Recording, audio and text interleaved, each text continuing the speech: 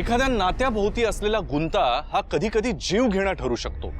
गुंता सुटता सुटत नाही, पण बळी मात्र नाहक जाऊ लागतात। नमस्कार, मी अभिजित खांडकेकर तुम्हा सगळ्यांचं पुन्हा एकदा स्वागत करतो क्रिमिनल्स चाहूल गुन्हेगारांची च्या आजच्या भागामध्ये। एका महत्त्वाकांक्षी मुलीला कुठल्या कुठल्या संघर्षांना सामोरं जावं लागतं याची ही कथा।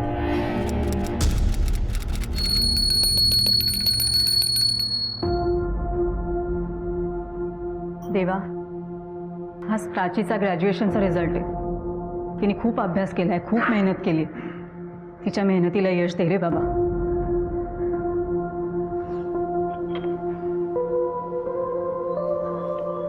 अहो, अगं किती काळजी करतेस? प्राचीला नक्की चांगले मार्क मिळतील। मला तिच्या यशाची गॅरंटी आहे। नाही कसं गॅरंटी मला पण आहे, पण अहो थोडीशी काळजी तर वाटतेच ना। आणि एकदा का तिला चांगले मार्क मिळाले ना की तिचा अजय काका तिला चांगल्या जागी नोकरी लावून देईल बघा। काही झालं की त्या अजयचं नाव घ्यायची गरज आहे का? त्यात काय गैर आहे? अजयला प्राचीचं लहानपणापासून किती कौतुक आहे आणि तिलाही त्याचा किती लढा आहे। हो तेच ना, तेच। काही झालं की तिला तिचा तो अजय काका आठवतो। कधी तर असं वाटतं ना, ती माझी मुलगी नसून ती अजयचीच मुलगी आहे। पण बास हा, आता बास। यापुढे प्राचीच्या बाबतीतले सगळे निर्णय मीच घेणार।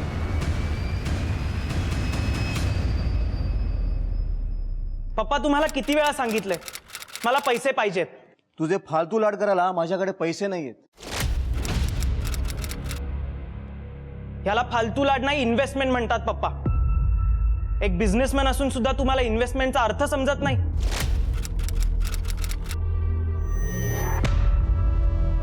इन्व्हेस्टमेंटचा अर्थ तू मला शिकवणार? ये, बिझनेस आणि इन्व्हेस्टमेंटच्या गोष्टी तू माझ्यासमोर करतोयस?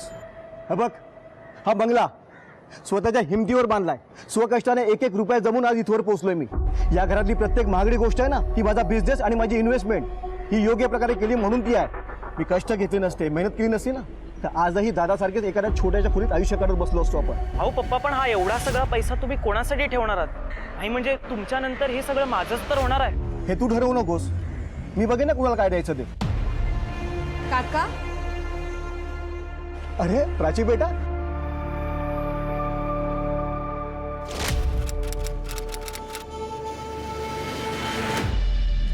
देवा, प्राचीच्या बाबतीतली एक गोष्ट मी यांच्यापासून लपवून ठेवली। ती यांना कधीच कळता कामा नये, नाही तर अहो काका, मी डिस्टिंक्शनला पास झालीये। अरे येस, मला माहिती होतं तुला भरपूर मार्क मिळणार म्हणून। अगं हुशार काकाची हुशार पुतणी आहेस तू। पाया पडते। यशस्वी हो, खूप मोठी हो।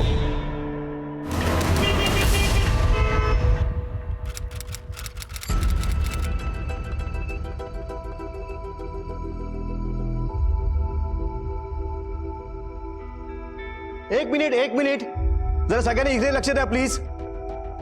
मला आज इथे एक अनाउन्समेंट करायची आहे। ग्रॅज्युएशन मध्ये डिस्टिंक्शन मिळून प्राचीनं मला दिलेला शब्द पाळलेला आहे आणि आता मी तिला दिलेला शब्द पूर्ण करणार आहे। हे प्राचीचं अपॉइंटमेंट लेटर। उद्यापासून प्राची अजय शिर्के ग्रुप जॉईन करणार आहे। येस,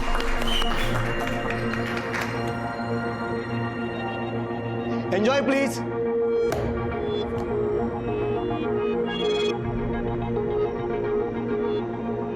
बाबा, तू ही ऑफर स्वीकारणार नाहीयेस। अहो बाबा, पण मी कुठेतरी जॉब करणारच आहे ना। मग काकाच्या कंपनीत केल्यावर काय प्रॉब्लेम आहे? प्रॉब्लेम आहे। उद्या जर तू ही नोकरी स्वीकारलीस ना, तर तो अख्ख्या जगाला सांगत सुटेल, मी माझ्या पुतणीला नोकरीला लावलं। ह्याचा बाग बसला हातावर हात धरून, काही करू शकला नाही। अच्छा, म्हणजे तुझा हा ॲटिट्यूड अख्ख्या जगाला माहिती पडला तर तू ही नोकरी स्वीकारणार नाहीयेस।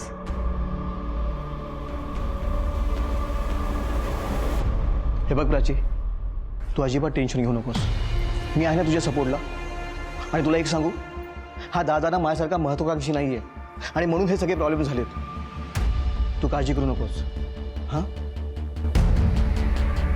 कमॉन ताई, तुम्ही काय आत्ताच ऑफिसच्या कामाला सुरुवात करणार का? अरे यार पार्टी एन्जॉय करा ना. चल चल चल. एक ईशा केक आण रे. सगळं तुझ्यामुळे झालंय. माझ्या घराची वाट लावलीस तू. तुला तर मी- ए, सोड, सोड तू मला. तू मला हात नको, तुला सांगतोय. अरे, ती माझी बायको, मी काय वाटेल ते करीन. तू कोण सांगणार रे मला? ऐका.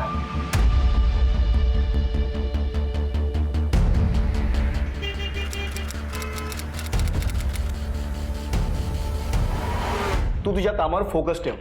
हा, हे बघ, ही आपली बॅलन्स शीट आणि एक्सक्यूज मी काका, एक मिनिट.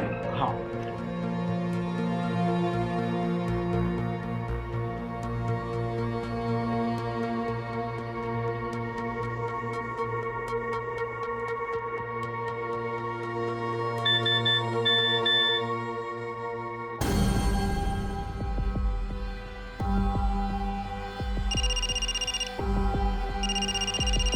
प्राची, कुणाचा फोन आहे?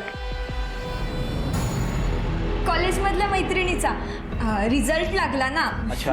पार्टीसाठी. हे बघ प्राची, तुझ्या मैत्रिणीला सांग म्हणावं तर आम्हाला डिस्टर्ब करू नका आणि पार्टी हवी तर संध्याकाळी भेटते म्हणावं. हो. हा, हे बघ,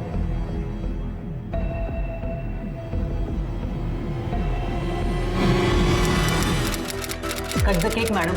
This is for you. Sweet heart.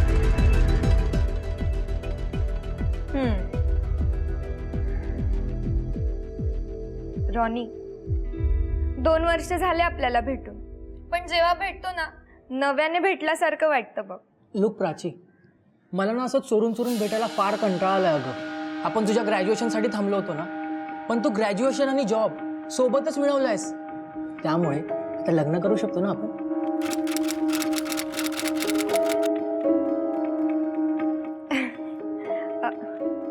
मलाही तसंच वाटतं रे. पण पण काय, आईबाबांची परमिशन ना, ती मी घेतो ना. जस्ट चिल अगं. आईबाबांची आणि काकांची सुद्धा. कमॉन यार प्राची, अरे लग्नात तरी काकांना मध्ये नको ना आणूस.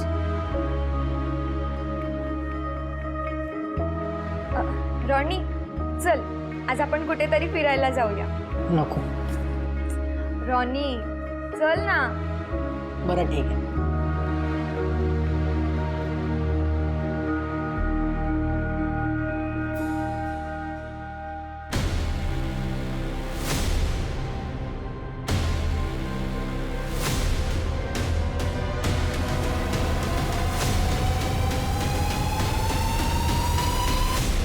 काय प्राचीचा अफेअर? हो वहिनी, मी स्वतः तिला एका मुलासोबत पाहिलंय. काय झालं? प्राची, तू ज्या मुलासोबत होतीस तू तुझा बॉयफ्रेंड होता ना?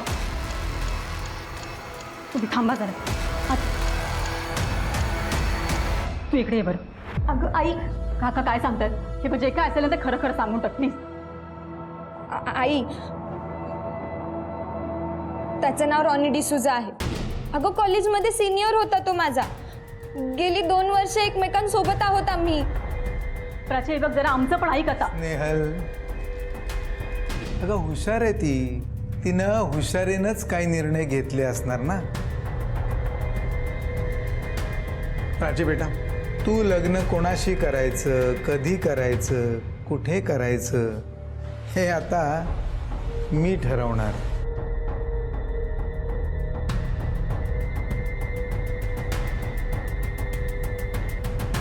अहो अजय भाऊजी, अहो काय तुम्ही?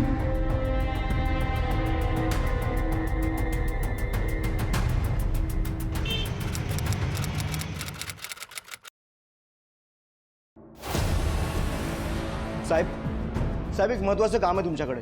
तुम्ही आत्ताच्या आता तुमचे 2 कॉन्स्टेबल मी सांगतो त्या पत्त्यावर पाठवा आणि त्या परिस्थितीला अरेस्ट करा. हो, आम्ही सरकारी कर्मचारी आहोत, तुमचे नाही. त्यामुळे तुम्हाला जे काय सांगायचं ना ते रितसर कंप्लेंट करायची आणि मग बोलायचं. समजलं ना? सॉरी साहेब, ते मी जरा टेन्शनमध्ये होतो म्हणून. ठीक आहे, बोला काय ते. साहेब, मी अजय शिर्के. माझी पुतणी किडनॅप झाली आहे साहेब. कोणी केलं किडनॅप? तुम्ही आता जे परेश शिर्के म्हणालात त्याने? हो साहेब. कोण आहे हा परेश शिर्के? माझा मोठा भाऊ, म्हणजे माझ्या पुतणीचा बाप. म्हणजे तुमच्या पुतणीचं किडनॅप तिच्याच वडिलांनी केलंय. का करतील ते असं? साहेब अहो त्यांचा प्लॅन मी स्वतःच्या कानाने ऐकलाय. Hello aunty. रॉनी बेटा ये ये ये. अंकल ते प्राची म्हणाली की तुम्हाला माझ्याशी काहीतरी बोलायचं आहे. दिली, तुमच्या लग्नाला परवानगी दिली, पण माझी एक अट आहे. तुम्ही पळून जाऊन लग्न करायचं, नंतर आपण ते रीतसर करूयात. पळून जाऊन? पण तुमची परवानगी आहे ना? अरे माझी परवानगी आहे रे, पण तुला माहिती आहे ना प्राचीचा काका, त्याला हे लग्न व्हायला नको आहे. माझ्याकडे एक प्लॅन आहे ज्यामुळे तुला काकांचा विरोध होणारच नाही.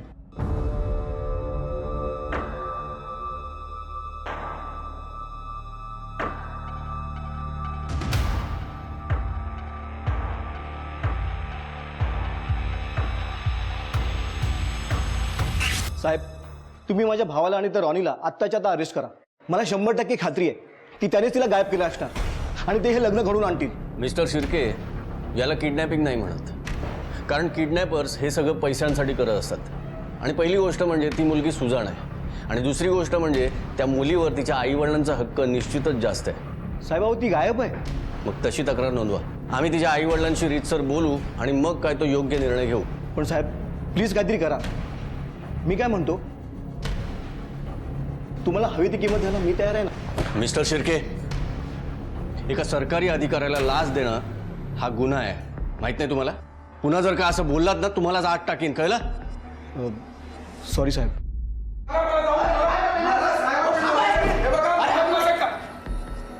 साहेब साहेब हाच आहे परेश शिर्के आणि याने तिला गायब केलं. साहेब वाटेल ते काय बोलतो खोटं. एक मिनिट.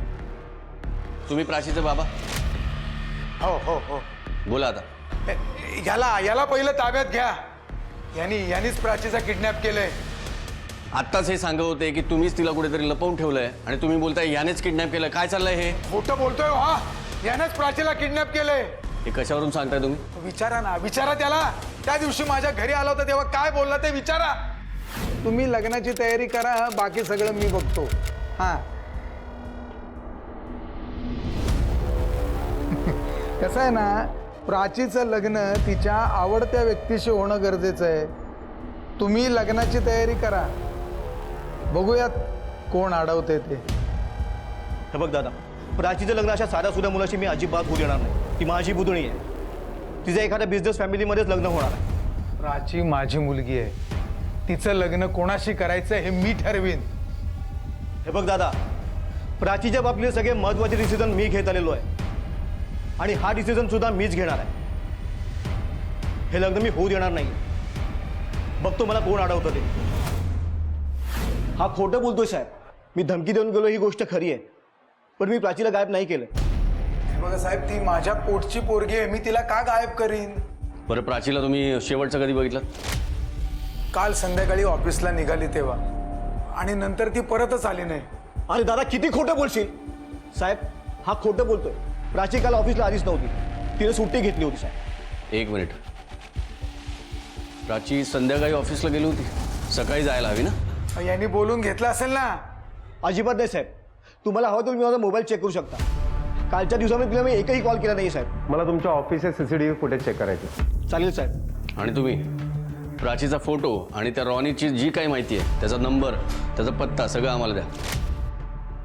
नाही, रॉनीचा पत्ता नाही आहे माझ्याकडे, पण नंबर आहे. माझ्याकडे सगळं आहे साहेब. म्हणजे प्राचीचा फोटो, रॉनीचा पत्ता आणि नंबरही. बोला, नंबर बोला. ठीक आहे, तुम्ही दोघेही आता घरी जा. आम्हाला आमचं काम करू द्या. निघा.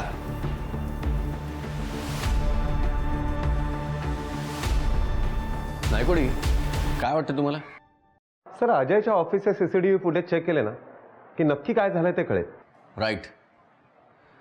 नाही कोणी, या रॉनीची पण जरा नीट चौकशी करा. Okay sir.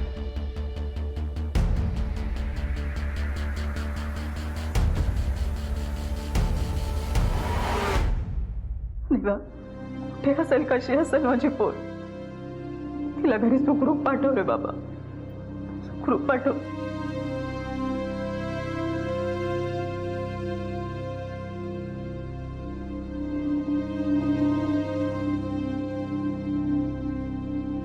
कधी ते वाटतं ना प्राचीच्या बाबतीत जे काही करेल त्यांना सांगून टाकायला हवं.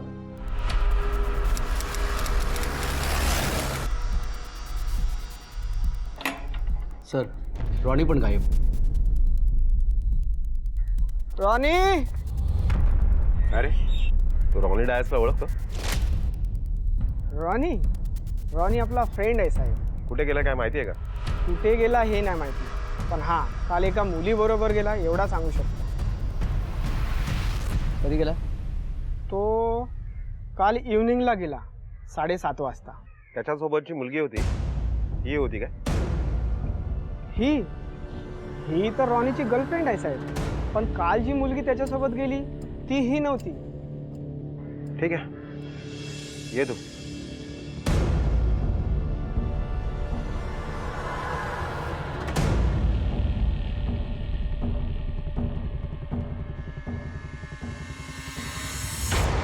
हो सगळं नीट तपासा.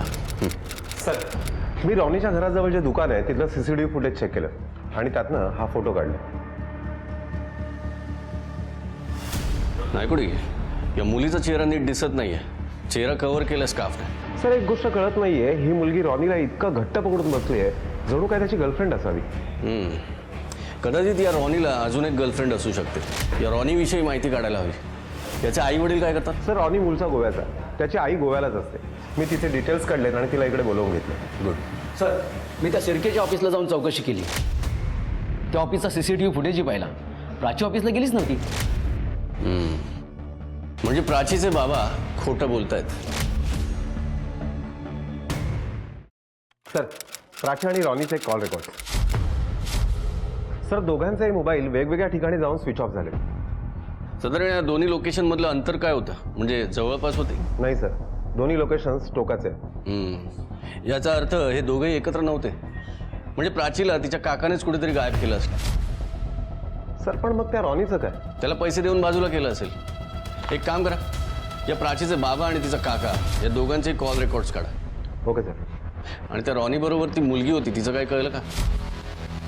नाही सर, तिचा चेहरा स्कार्फने पूर्ण झाकला होता म्हणून तिचा फोटो सगळीकडे सर्क्युलेट करून सुद्धा काहीच फायदा नाही झाला. एक काम करा नायकोडी, या दोघांच्याही लास्ट लोकेशनवर जाऊन चौकशी करा. मगच आपल्याला पुढचं काही समजेल. Okay sir. नायकोडी, या प्राचीला लँडलाईनवरून कोणातरी फोन आलाय. हे बघा, माहिती काढा जरा. Okay sir.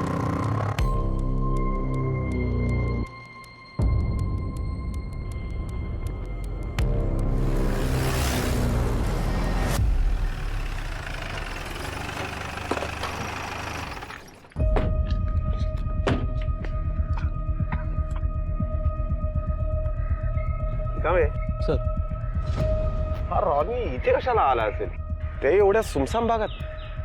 सर आसपास पण कोणी दिसत नाही की ज्याच्याकडे आपण चौकशी करू शकतो. मला वाटतं रिकामे आपल्याला परत यावं लागेल इकडे. वास कसला येतोय हा? ते उग्र वास आहे सर.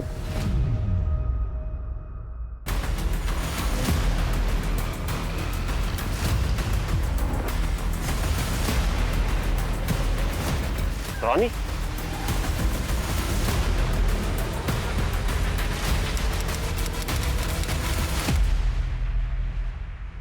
मिस्टर अजय शिर्के, अरे साहेब तुम्ही प्राचीच्या बाबतीत खरं काय घडलंय ते सांगा. काय घडलं म्हणजे? तुम्ही तर आम्हाला सांगितलं होतं की त्या दिवशी तुम्ही प्राचीला फोन करून ऑफिसमध्ये बोलवलं नव्हतं म्हणून. हो साहेब. पण मग 27 जूनला संध्याकाळी 4:30 वाजता तुमच्या ऑफिसच्या लँडलाईनवरून प्राचीला फोन गेला होता. लँडलाईनवर कॉल? अहो कसं शक्य साहेब? तो लँडलाईन मी फक्त माझ्या इमर्जन्सी कॉलसाठी वापरतो आणि मला नाही वाटत की माझ्या इन्स्ट्रक्शनशिवाय त्यावरून कोणी कॉल करेल. हे बघा मिस्टर शिर्के, एक वेळ तुम्ही किंवा तुमचा स्टाफ खोटं बोलू शकतो, पण कॉल रेकॉर्ड्स खोटं बोलू शकत नाहीत. कळलं? एक मिनिट, मला थोडा वेळ द्या. मी ऑफिसमध्ये चौकशी करतो आणि तुम्हाला काय ते सांगतो. ताबडतोब. हो साहेब.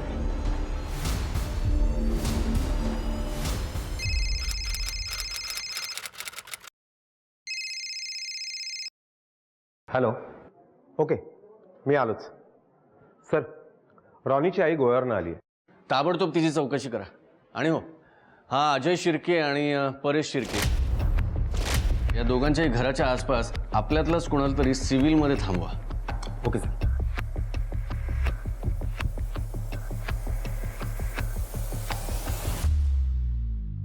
सर मी रॉनीच्या आईची चौकशी केली. त्या बिचारीला यातलं काहीच माहिती नाहीये. काय झालं सर? Anything serious? नायकुडी, रॉनीचा पोस्टमॉर्टम रिपोर्ट आलाय. या रॉनीचा मृत्यू शरीरात एक्सेस क्लोरोफॉर्म दिल्यामुळे झालाय.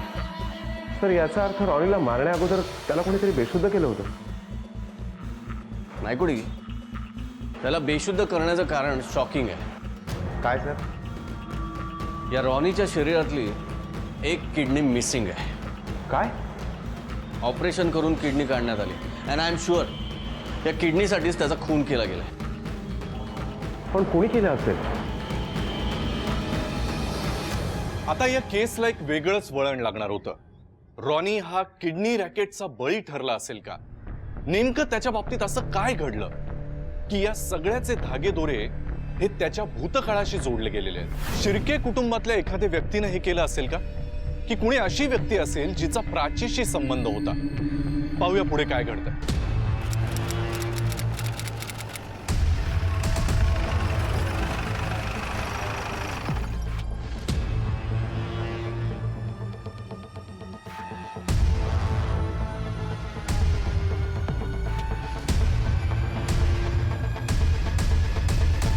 सर ही बॉडी प्राचीची तर नसेल ना?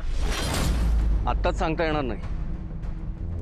नायकुडी, एक काम करा. गेल्या काही दिवसात आपल्या आसपासच्या पोलीस स्टेशनमध्ये कुठल्या मुलीची मिसिंग कंप्लेंट आले का बघा. सर प्राची ऑफिसला जाताना तिने जो ड्रेस घातला होता ना त्याचं वर्णन तिच्या आईने आपल्याकडे केलं होतं. पण इथे तर सगळं जळून खाक झालंय. काहीच कळत नाही. बॉडी जवळपास डिकम्पोज होत चालली आहे. त्यामुळे आता याची DNA टेस्ट करण्याशिवाय पर्याय नाही. रिकामे एक काम करा, बॉडी पोस्टमॉर्टमला पाठवून द्या. Okay sir. प्राचीचा काही पत्ता लागलाय का? आणि तुम्ही सगळे असे अचानक निघून का गेलात? आम्हाला एका मुलीची डेड बॉडी सापडली आहे. हा? अजून आम्हाला हे समजू शकलं नाहीये की ती डेड बॉडी प्राचीचीच आहे की नाही. नाही नाही नाही, ती प्राची असू शकत नाही ना. ती प्राची कशी असेल? तुम्ही सांगा ना, प्राची कशी असेल ती? नेहल, आम्ही ती डेड बॉडी पाहू शकतो? नाही, ती ओळखण्याच्या पलीकडची आहे. आणि म्हणूनच त्या डेड बॉडीच्या DNAशी आम्हाला प्राचीची आई किंवा बाबा यांचा DNA मॅच करावा लागेल. तुम्हाला हवं त्याचं ब्लड सॅम्पल घ्या, पण लवकर सांगा की ती आमची प्राची नाहीये म्हणून.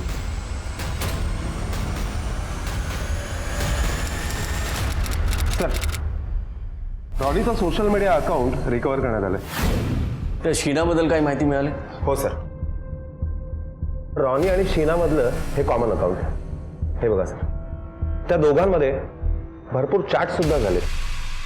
पण नायकुडी, हे बिझनेस चार्ट दिसत आहेत. सर रॉनीकडे एक कॉस्मेटिक एजन्सी होती. तो स्वतः त्याचं मार्केटिंग करायचा. इव्हन त्याने स्वतःच्या सोशल मीडियावरती सुद्धा त्याचं मार्केटिंग केलंय. शीनाने सुद्धा त्या संदर्भात त्याच्याशी चॅट केलंय. हे बघा सर, शीनाने या चॅटमध्ये त्याला सांगितलंय की मी तुला भरपूर बिझनेस मिळवून देईन. इथेच तिने रॉनीला ट्रॅप केलं, त्याला घोळात घेतलं आणि त्याची किडनी काढून घेतली. ही एकटी मुलगी हे सगळं करत नसणार. हे नक्कीच एक रॅकेट आहे.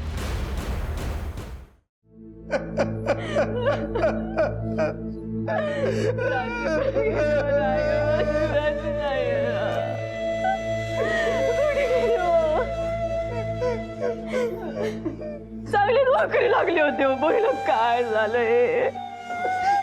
वहिनी पोलिसांकडून नक्कीच काहीतरी चूक झाली. वहिनी, दादा दादा ती मुलगी आपली प्राची नाहीये दादा.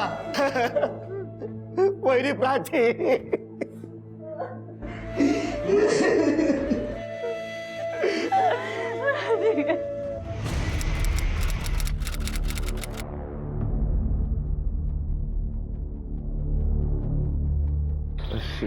शीना,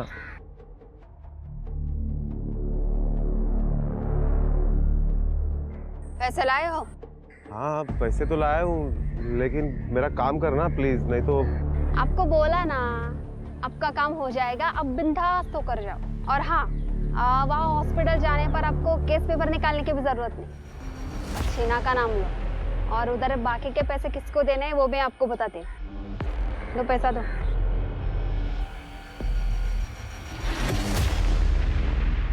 शीना, PSI सतीश नायकोडी.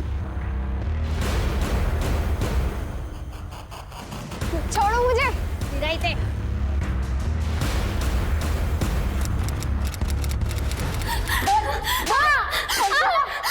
मत मारो मुझे, मत मारो। पाटील पाटील थांबा, मत मारो. लोकांची किडनी काढून त्यांचा जीव घेतेस तेव्हा लाज नाही वाटत तुला? आणि आता 4 फटके पडले तर मत मारो. पाटील, ही बाई जोपर्यंत गुन्हा कबूल करत नाही तोपर्यंत तिला फटकवत राहा. मैं बताती हूँ आपको, मैं सब कुछ बताती हूँ. बोल लवकर. रोने का खून मैंने ही किया है. काय झालं होतं नेमकं? मैं एक प्राइवेट हॉस्पिटल में नर्स का काम करती थी. तभी वहाँ किडनी का ऑपरेशन होते थे और मेरे आंखों के सामने बहुत सारे ऑपरेशन होते थे. तभी मुझे मालूम पड़ा कि इस किडनी लाइन में बहुत पैसा है और ब्लैक मार्केट में तो लाखों पैसे मिलते हैं. मेरा बॉयफ्रेंड उसी हॉस्पिटल में काम करता था. उसने मुझे कहा कि अलग अलग जगह जाकर कस्टमर ढूंढने का और उनको फंसाकर उनकी किडनी बेचने का, और जब उसको होश आ जाए तब भाग जाने का. लेकिन वो रोनी के मामले में सारा लफड़ा हो गया.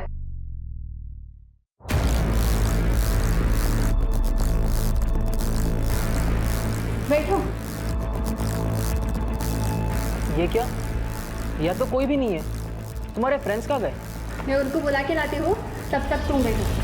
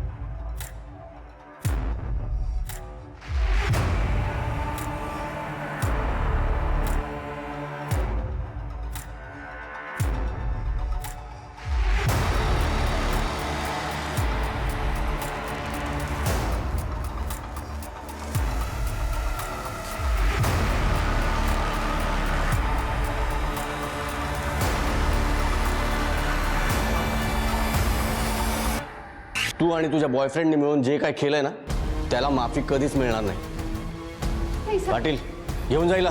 नहीं, मुझे जाने दो. मैंने कुछ नहीं किया है. छोड़ो मुझे.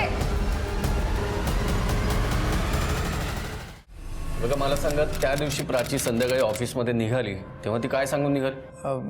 मी तुम्हाला आधीच सांगितलं ना, ती म्हणत होती काहीतरी महत्वाचं आणि अर्जंट काम आहे म्हणून.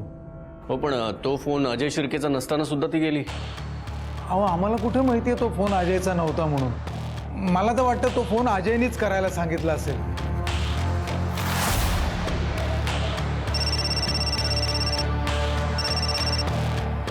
हॅलो, हाय. काय झालं? कोणाचा फोन होता? काय झालं? कोणाचा फोन होता? अनिसचा फोन होता. काय म्हणाला? अजयचा खून झालाय. काय? एका पाठोपाठ एक अशा 3 हत्या झाल्या. आता अजयच्या हत्येमागे नेमका कुणाचा हात असेल? ज्याच्याशी अजयचा अजिबात पटत नव्हतं त्याच्या मुलाचा, अजयच्या भावाचा, की एखाद्या बिझनेस रायव्हलचा? आणि मुळात प्राची आणि अजय यांच्या हत्येचा एकमेकांशी काही संबंध असेल का?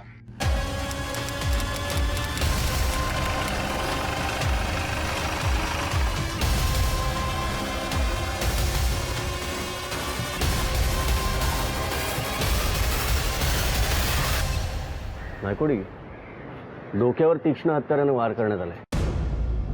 पाटील मॅडम, आजूबाजूला काही वेपन सापडते का बघा. रिकामे सर. याचा मोबाईल सुद्धा याच्या खिशात नाहीये. एक काम करा, गार्डन मध्ये शोधा आणि नाहीच मिळालं तर त्याचा रूम सुद्धा शोधून ये. Okay sir. अनिश, सगळ्यात आधी यांना या अवस्थेत कोणी बघितलं? मी बघितलं. तू पण? तू दिवसभर इथे काम करतोस? सकाळी 7 वाजता येतो साहेब, संध्याकाळी 7 वाजता परत जातो. तुझ्या व्यतिरिक्त इथे अजून कोण काम करतो? दिसायला साहेब कुठे आहे तू? काल सुट्टीवर गेलो. मनीष, बाबांना तू शेवटचं कधी बघितलंस? सर मी सकाळी 6च्या सुमारास घरी परत आलो. किशा,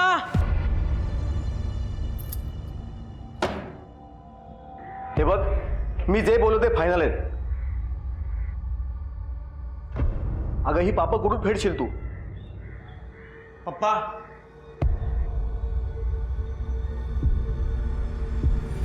आणि तुला त्यांच्या बोलण्यातून काही लक्षात आलं का की ते कोणाशी बोलत होते? सॉरी सर, पण मला थोडी जास्त झाली होती त्यामुळे नीट समजलं नाही.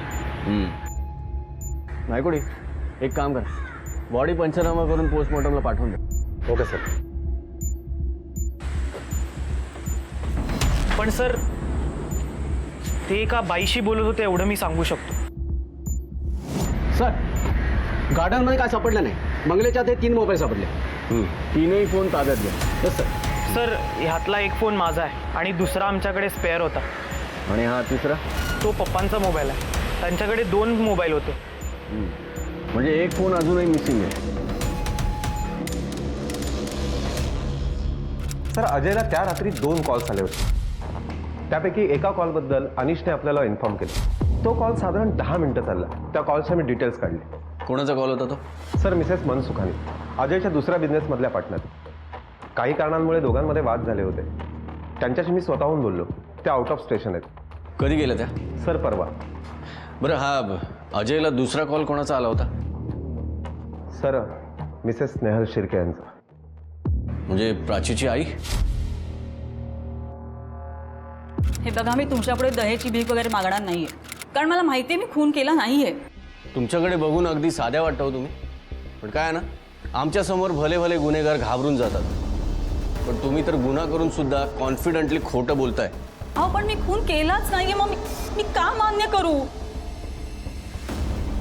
मग अनिशने काल जेव्हा सांगितलं की त्याचे बाबा एका बाईला फोनवर ओरडत होते, तेव्हा तुम्ही ही गोष्ट आमच्यापासून का लपवलीत की तुम्ही सुद्धा अजयला कॉल केला होता? आता कुठे गेला तुमचा कॉन्फिडन्स? हे बघा साहेब, मी सगळं सांगते तुम्हाला, पण ही गोष्ट माझ्या नवऱ्याला सांगू नका. कोणती गोष्ट? मी अजय भाऊजींना फोन केला होता कारण मला त्यांना काहीतरी महत्त्वाचं सांगायचं होतं. हॅलो अजय भाऊजी. भाऊजी, आता मी ही गोष्ट नाही लपवू शकणार.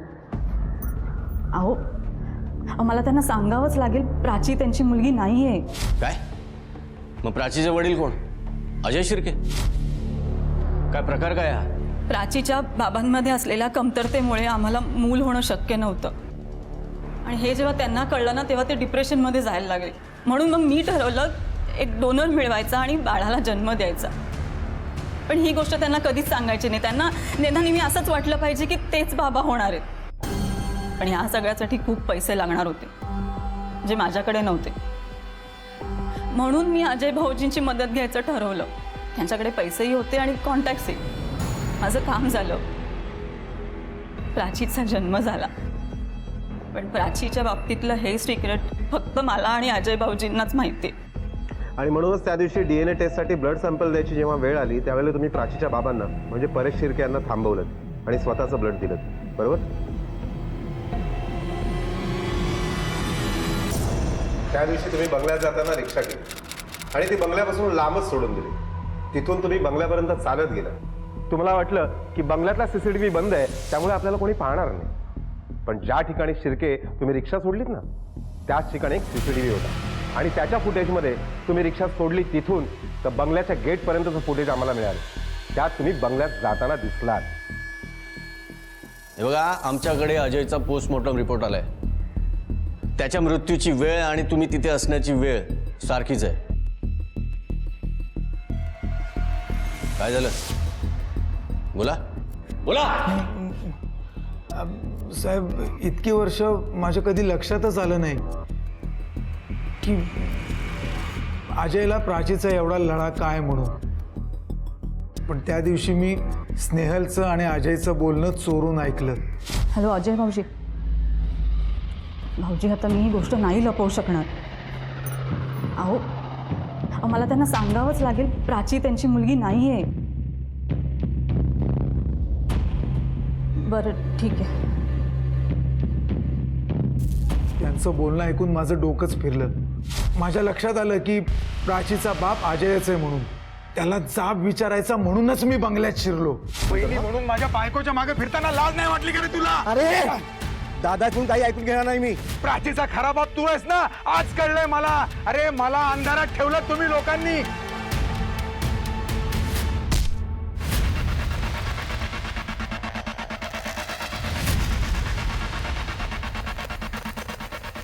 मोबाईल का चोरला? पोलिसांना वाटावं की मोबाईल चोरताना पकडला जाईल म्हणून अजयला मारलं. प्राचीचा खून कसा केला? नाही साहेब, नाही. प्राचीचा खून मी नाही केला. मी फक्त अजयला मारलं, तेही रागाच्या भरात. रिकामे यांना घेऊन जा आणि पूर्ण स्टेटमेंट व्यवस्थित लिहा. हो सर. चला चला उठा.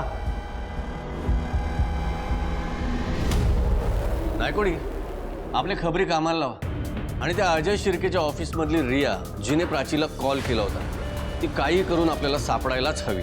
Okay sir.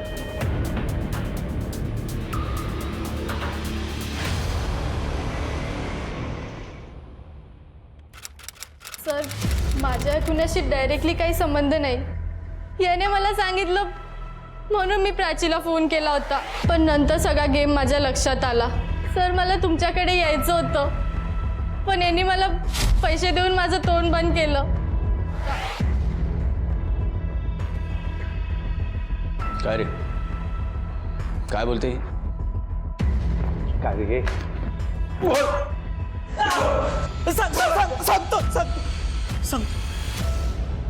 साहेब, मी प्राचीचा खून केला. एकीकडे माझ्या पॉलिटिकल करिअरसाठी पैसे द्यायला नकार देत होते, तर दुसरीकडे त्यांनी प्राचीसाठी प्लॉट घेतल्याचं माझ्या कानावर आलं होतं. शेवटी मी फुल प्लॅन करून प्राचीचा काटा काढायचं ठरवलं. सगळं प्लॅन करून तिला मी फोन करून ऑफिसमध्ये बोलून घेतलं. तिला मध्येच मी किडनॅप करून एकीकडे नेऊन मारलं. बॉडी ओळखायला येऊ नये म्हणून ती जाळून सुद्धा टाकली. घेऊन जा या दोघांना.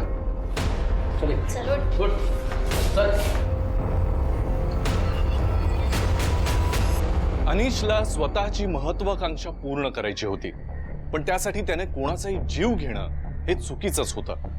अजय आणि प्राची यांनी सुद्धा थोडीशी काळजी घ्यायला हवी होती. लक्षात ठेवा, तुमचं एक बेसावत पाऊल हीच असते गुन्ह्याची चाहूल. त्यामुळे तुमच्या आजूबाजूला घडणाऱ्या गोष्टींबद्दल कायम सतर्क राहा आणि संभाव्य गुन्हे टाळा. मी अभिजित खांडकेकर आता तुमची रजा घेतो. पुन्हा भेटूया पुढच्या भागात एका नवीन केससह. तोपर्यंत तुमची आणि तुमच्या कुटुंबियांची काळजी घ्या. घराबाहेर पडताना मास्क आणि सॅनिटायझरचा वापर नक्की करा. पुन्हा भेटूया. जय हिंद, जय महाराष्ट्र.